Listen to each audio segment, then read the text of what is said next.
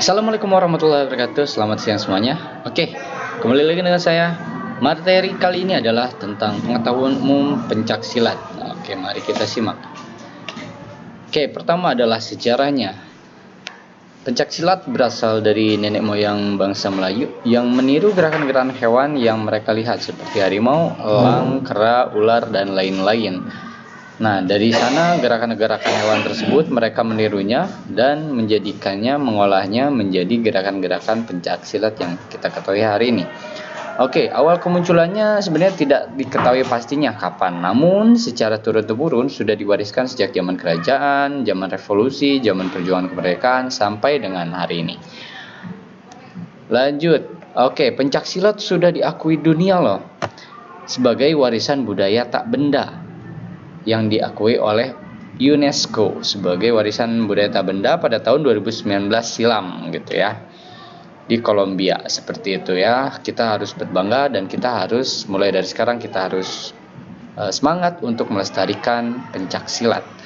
Next, oke, ada sekarang Ikatan Pencak Silat Indonesia ya, atau disingkat dengan IPSI, merupakan induk organisasi nasional yang menaungi pencak silat di Indonesia.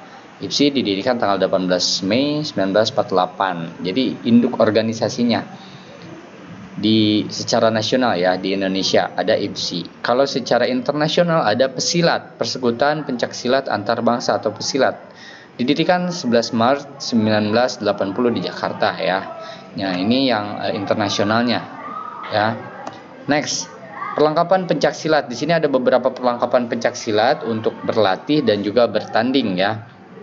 Mulai dari ada matras, ada handbox, ada samsak, ada body protector, golok, dan juga toya. Selain itu juga ada senjata-senjata khas dari masing-masing perguruan yang memang tiap perguruan berbeda-beda seperti itu ya. Ada keris, ada sabit, dan lain-lain. Selanjutnya aspek-aspek utama pencak silat. Jadi aspek dalam pencak silat itu bukan hanya tentang bela diri saja, melainkan ada aspek-aspek lainnya ya. Kalau bela diri udah jelas karena memang pencak silat basicnya adalah bela diri. Selanjutnya selain dari bela diri ada dari segi seni budayanya gitu kan, mengandung nilai seninya gitu si pencak silat ini ya. Selain mengandung nilai seni juga melatih mental dan spiritual kita menjadi lebih baik lagi. Dan juga secara olahraga itu dapat menambah kesehatan tubuh kita ketika kita berlatih secara rutin dan teratur, melatih gerakan-gerakan pencak silat kita ini ya, latihan pencak silat ini. Tapi jangan sampai dipaksakan awal latihan langsung latihan berat. Nah, itu pasti dampaknya ke kesehatan pun lumayan. Harus bertahap ya, mulai dari pemula seperti apa pemula dan seterusnya. Yang penting adalah konsisten seperti itu. Next, sekarang dalam tanding pencak silat, sebelum ke poinnya, ada dalam pencak silat itu ada biasanya 3 babak ya.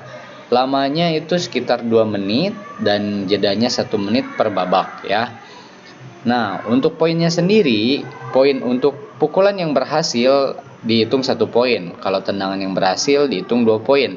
Kalau jatuhan atau bantingan yang berhasil itu 3 poin. Dan poin plus kalau misalkan sebelum melakukan serangan itu kamu melakukan tangkisan atau elakan, lalu dilanjutkan dengan pukulan, tendangan, dan bantingan, maka poin itu ada plus satunya ya. Poin plus 1 karena kamu dapat mengcounter atau membalas serangan lawan yang sebelumnya kamu berhasil takis atau berhasil hindari seperti itu. Oke, next, ada pengurangan poin juga loh di sini. Kalau misalkan di sepak bola kan ada kartu kuning, kartu merah. Nah, di sini ada teguran, ada peringatan.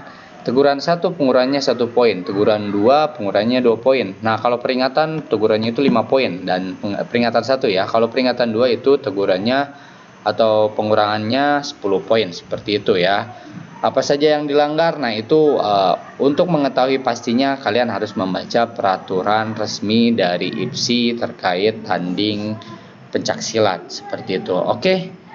Nah, itu saja yang saya bahas kali ini. Semoga bermanfaat. Jangan lupa share kalau video ini bermanfaat. Thank you.